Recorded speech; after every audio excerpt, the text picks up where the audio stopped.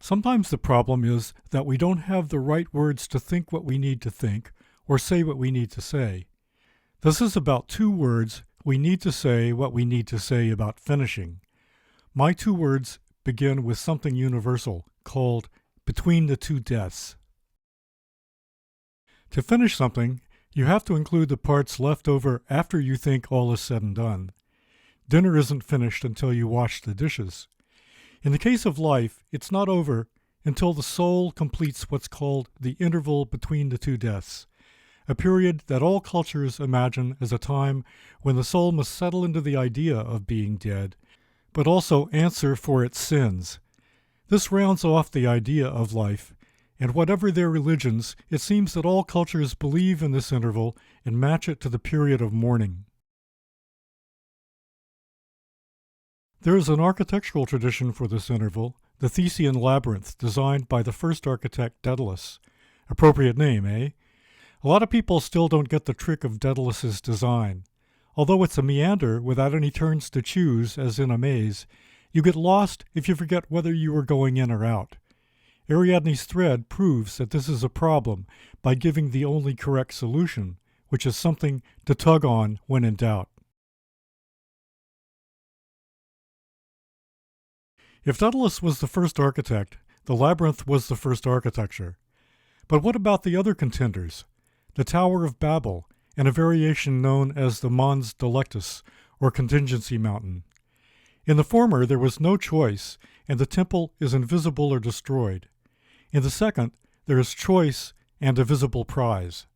Both Babel and the Mons Delectus are models for the interval between the two deaths, showing this act of completion to be contronymic and topological. A contronym is a single word with opposite meanings, like the Latin altus for both high and low, and hostes for both hostility and hospitality. A space is contronymic if it is non-orientable. The labyrinth is non-orientable because it doesn't separate inside from outside. It's also topologically self-intersecting, which is the way the labyrinth is a fractal of itself. Non-orientation and self-intersection define projective topologies, such as the Mobius band and torus. You know the twist of the Mobius band, which makes it one-sided and one-edged. The torus seems normal because we have donuts, bagels, and bicycle tires, but these are not the topological torus, whose non-orientation and self-intersection have to do with the way you can cut the torus. To think broadly about the torus as something to be cut, consider that our senses are based on the idea of a cut in space-time made by such surfaces as the retina, tympanum, or skin. These cuts create a virtual sensorium under the supervision of the vagus nerve, which works faster than the brain to choose between fight or flight. It would be wrong to think that the vagus nerve is subordinate to the brain inside the skull. In some cases, the vagus doesn't bother consulting the ego-obsessed brain. It needs to act in the instant. It's also important to note that the vagus depends on the senses as a cut that defines what it's cutting as it cuts. The proper name for this cut is the catographic. The sensorium is the objective world subjectified in the act of cutting. The cut makes the act, and the decision to act, possible. The vagus is a body brain, capable of acting on its own. It is a body unconscious. If Daedalus is the first mythical architect, and the labyrinth a first mythical building, add the Tower of Babel and Mons Delectus, and you get topology, because all three of these examples are self-intersecting and non-oriented. They go inside themselves and create, in one way or another, traps based on the simplest, most basic kind of confusion. Like a Mobius band, they connect the temple to the labyrinth and show that they are a contronym, one architecture with two opposing circuitries. Babel has its temple as an impossible tip, but the Mons configures its temple as a place where dimensions come together at a point. So whether the temple is a point or impossible, or an implicit solution to a puzzle, we find architecture's primal conditions in the idea that the labyrinth and temple are twins, a combination of formlessness and perfect form. Between two deaths, this is the architecture. Freud was attracted to the thesis that there were more contronyms in early cultures, suggesting that humans originally had a greater interest in completing things, but didn't regard contradiction as a problem, but rather a part of the solution. A contronym combines non-orientation with self-intersection, and thus is a word version of projective geometry and a clue to how topology relates to architecture.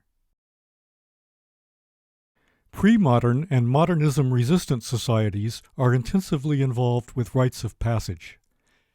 Life transitions require rituals that involve the dyad of the temple and the labyrinth. This involves subtracting a dimension from Euclidean 3-space, not finding an extra fourth dimension. This is the phenomenology that Merleau-Ponty was close to articulating in his last unfinished book, The Visible and the Invisible. What I would like to do is bring topology, the contronym, the catographic cut, and the virtual sensorium back to earth in the name of defining what it means to finish in architecture. I want all of these terms to land on all 4 feet at the same time, like an agile cat. To do this, I need 2 terms and 2 examples. I'll try not to be completely arbitrary, but there is a good word that now belongs only to mathematicians and electrical engineers, and I think it's time that the rest of us were able to benefit from it. It's the Hamiltonian. This is the name for the sum total of all energies that create a circuit. But because the Hamiltonian includes latent along with manifest, and even negative along with positive energies, it's the perfect term to use when things like contronym and catograph are involved. The Hamiltonian inventories the good, the bad, and the ugly, to the point that the circuit it is measuring seems to be either layered or multiple circuits. I wish the Hamiltonian had been around when Freud had tried to explain how, in the pursuit of pleasure, displeasure, which he gave the unfortunate name of the death drive, is involved. We can make a shorthand formula for the Hamiltonian, which turns out to be the same we would make to describe the 2 atoms of the uncanny, according to Ernst Jentsch, the source Freud liked to quote in his famous book on the subject. Jentsch said that the uncanny had 2 main types: the living person who tries to run away from death but instead runs straight towards it, and the dead person who has died literally but needs to die again symbolically. Using A for alive and D for dead, we have AD cross DA. Obviously, the 2 conditions are really the same thing from 2 different perspectives, fearing death or no longer fearing it. Or maybe it's that the dead person is fearing something worse. This AD and DA are the Hamiltonian. The uncanny is the Hamiltonian, and the Hamiltonian is uncanny. But this is an abstract or cosmic condition. How does the Hamiltonian get itself embodied in local situations? To name this necessary aspect of the Hamiltonian, I decided on the name Escher formation, after the staircases that this Dutch illustrator drew going up and down at the same time. The Eschers, as we could call them, are lightweight, portable inverter machines. Wherever they occur, they are turning insides to outsides, ups to downs, tragedies to comedies.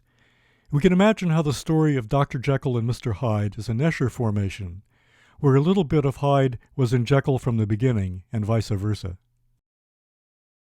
My favorite example of the Escher's circularity trick is, however, the O. Henry story, The Gifts of the Magi, where a young couple without a lot of money want to give each other something nice for Christmas, but they end up with a kind of situation we call symmetrical difference.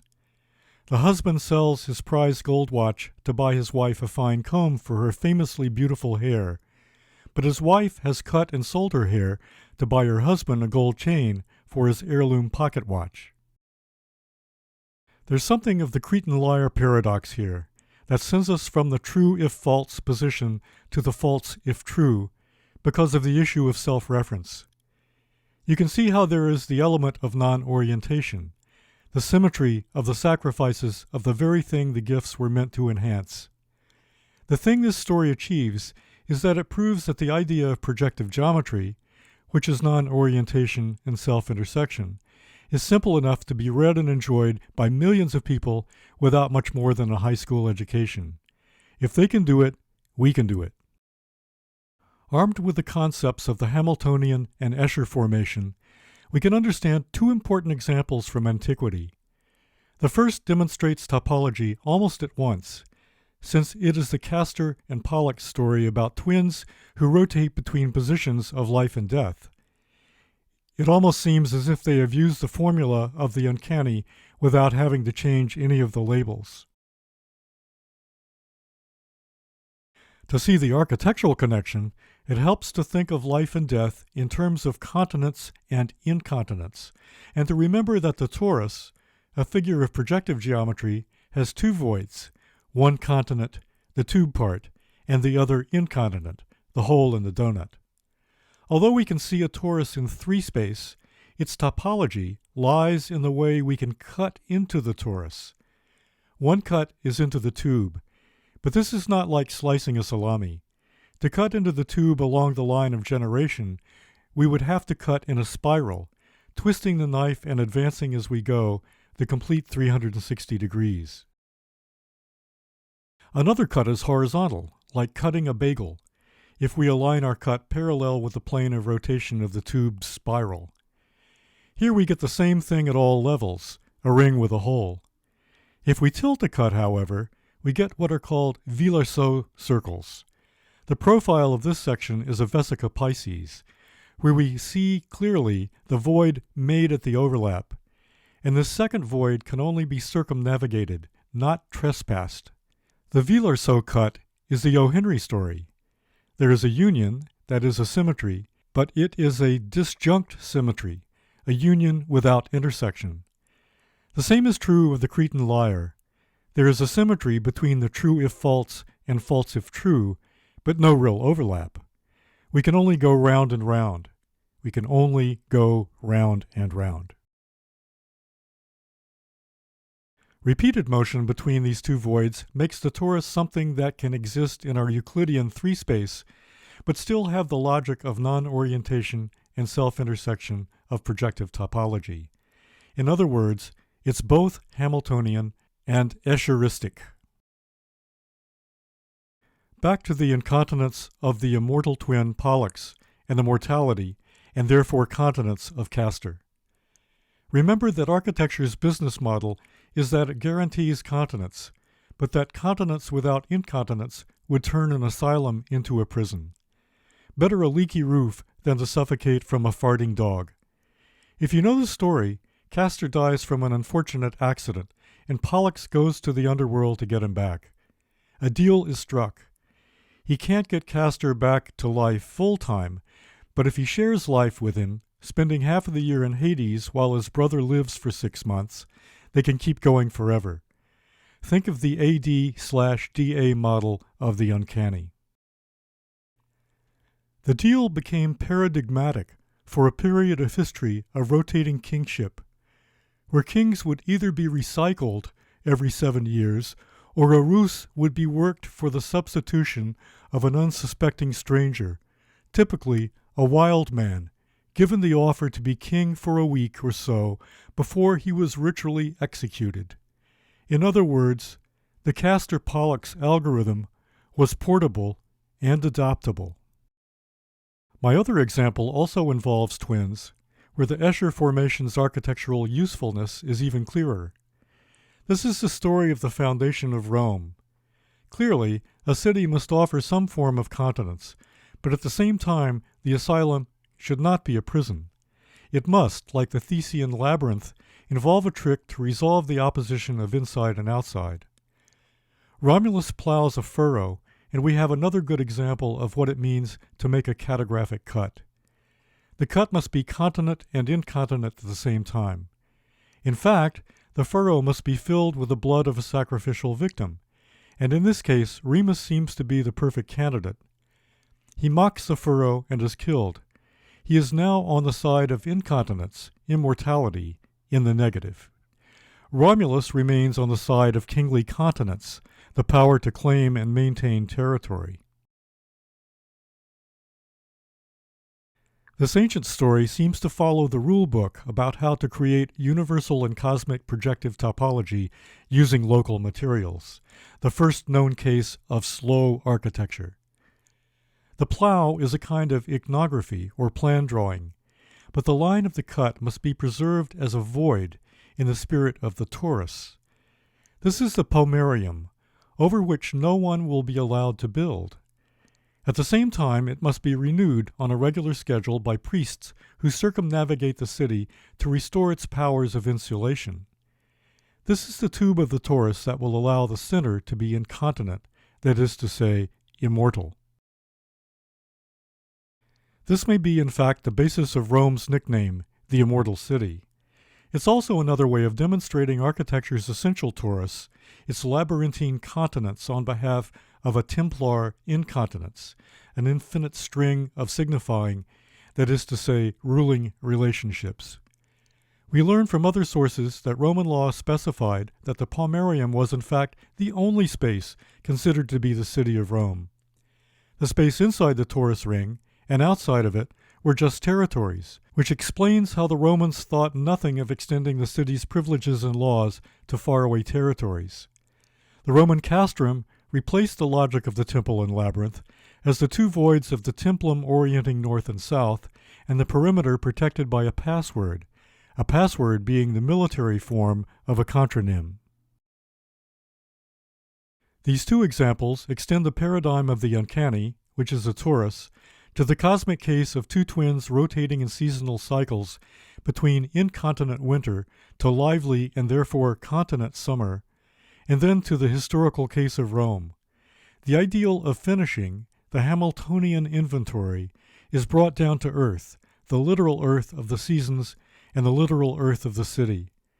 This is not a conceptual exercise, but rather a comparative anatomy of situations in need of terms and a gloss on the terms themselves. The Hamiltonian inventory uses what Jacques Lacan called extimacy, the intimate exterior, which is simultaneously an alien, objectivized interior. If we lose sight of this cross-inscription of the uncanny, we cannot theorize the least part of our subjective world, which is already objective at the level of the detail and the slip of the tongue, the bungled explanation. We should take heart at the fact that artists such as Velázquez, Picasso, and Magritte never lost sight of this. They were not adding dimensions to Euclid to escape this world. They were using Escher locality to return to its center. My argument about seeing finishing in terms of global principles and local situations, the Hamiltonian and the Escher, is meant to say that the human scene is structured by a fullness that requires us to theorize lack and the void, or, as in architecture's case, two reciprocal voids, by means of projective geometry. We are not ready to do this. Respected sources, such as Linda Henderson's book, continue to think in terms of adding dimensions in search of emancipation of the mind, while nearly everyone accepts Euclidean three-space as a given. It is not.